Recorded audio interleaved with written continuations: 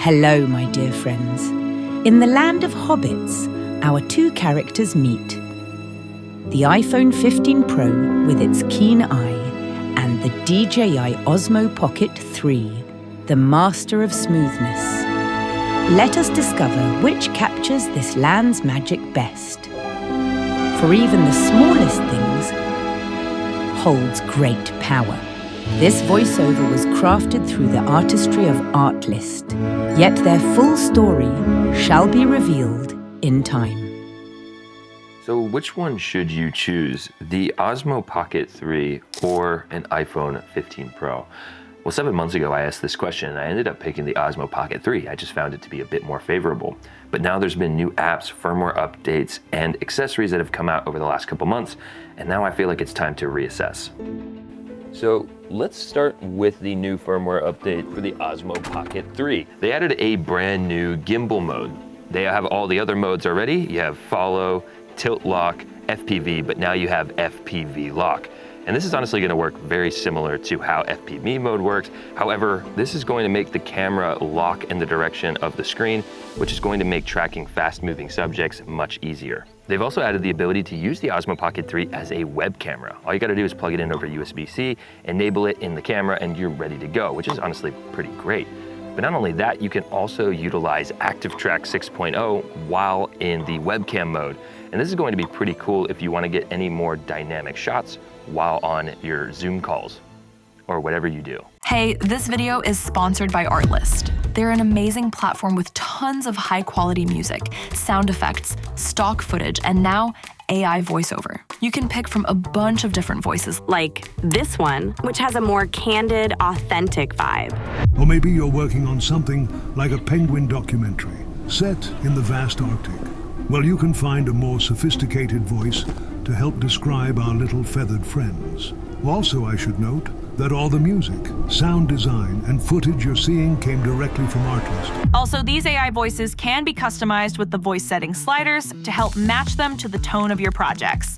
If you are in need of diverse voice-over options, check them out using my link in the description and give Artlist a try. All right, let's get back to the video. Now let's go ahead and switch gears to the BlackMagicCam App for the iPhone 15 Pro. Now this turns an already great little pocket camera into a proper camera. You can control all of the settings you would need to, like shutter speed / angle, white balance, FPS, ISO, stabilization, and so much more. This app also fixes a major issue I had with the iPhone 15 Pro, and that's the ability now to record in ProRes LT in Apple Log. Before, I would have to record in regular ProRes, and the file sizes were honestly massive, and it just made it pretty unwieldy. Now, with being able to record in ProRes LT, my file sizes are much smaller, and I still get the benefits of Apple Log. Another stellar feature of this app is the ability to turn on a default preview LUT, which is going to make it so that you can actually see what you're recording when you're recording in Log, which is pretty cool. You can also upload your own if you want to, but additionally, you can bake this LUT into your footage. That means you get all the benefits of Log without the hassle of having to color grade in post-production, which is pretty neat.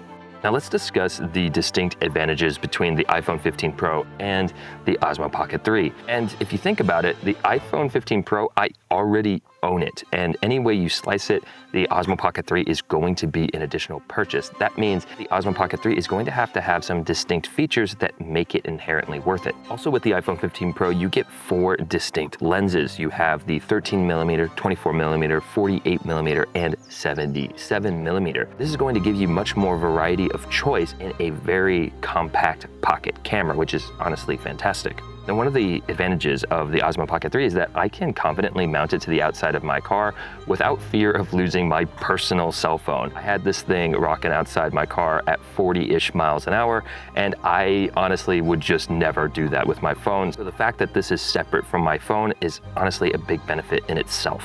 And Zach actually brought up a really good point. In order to use the Osmo Pocket outside of the car, you need an iPhone or some other device to be able to control it so that you can set up your shots. So these actually work pretty well in conjunction. Also, I've talked about this many times, but the Osmo Pocket 3 is a built-in gimbal. And this is going to really favor getting those smooth, stable shots. And as we previously talked, it has ActiveTrack 6.0, which is going to allow you as a solo filmmaker to get more dynamic shots than you would be able to get with just simply an iPhone.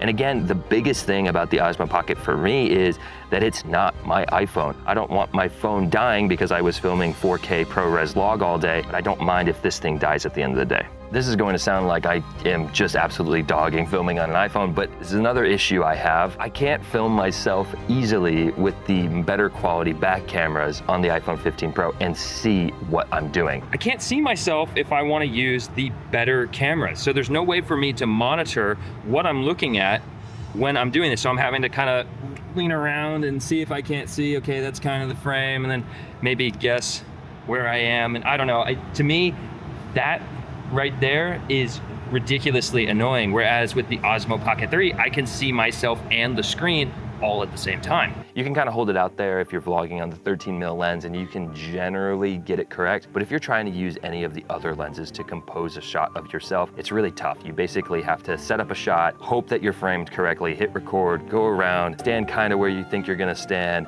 go back, record, check the footage. Oh, I have like 10,000 feet of headroom. Okay, adjust, do it again, repeat and repeat, repeat until you get somewhat of a comparable shot. With the Osmo Pocket 3, obviously, you just have this nice little flip screen and the gimbal can rotate all the way around so you can actually compose yourself with some sort of confidence. So that is a huge benefit to the Osmo Pocket over the iPhone because I just don't want to use that selfie camera.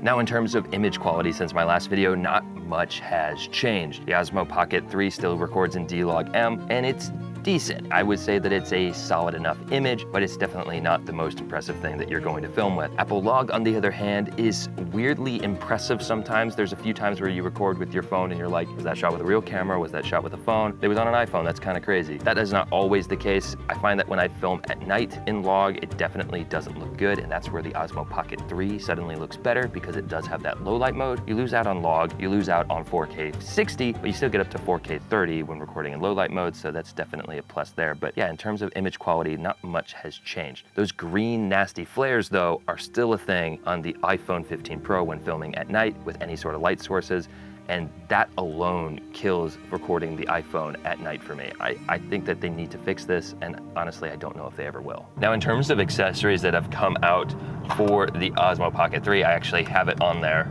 right now as it wiggle waggles around. Here, let me turn it on so it doesn't do that. You now have the ability to use these little lens adapters. These are pretty cool. So on there right now I have the anamorphic adapter. It's just a 1.1x anamorphic. It's nothing that special, but it is something that kind of adds to your image. I do like it a lot. You also have a wide angle and a macro as well. And all of these have little built-in ND filters, so you can pop those on, all with just magnets. It's super convenient. I do like those a lot. Now, the iPhone 15 Pro also has an anamorphic adapter that you can get. Unfortunately, I don't personally have one. However, my good friend Cam Mackey has done a great video on the iPhone anamorphic adapter. So if you want to see it, definitely go check out that video. It'll have a link in the description. So after the last 7 months, would I still pick my Osmo Pocket 3 over my iPhone 15 Pro? And honestly, I would have to say yes. I still find the Osmo Pocket 3 to be way more convenient for what I do. Filming solo with the iPhone 15 Pro is honestly a hassle. Sure, Apple Log is amazing and the Blackmagic app unlocks a ton of amazing features, but filming by yourself with the iPhone 15 Pro is just too much of a headache. So honestly, in my opinion, the Osmo Pocket 3 still reigns supreme. Now, if you want to see me compare the Osmo Pocket 3 to a actual proper camera, definitely click the video right here. I hope that you all have a fantastic week, and I will see you all in the next one.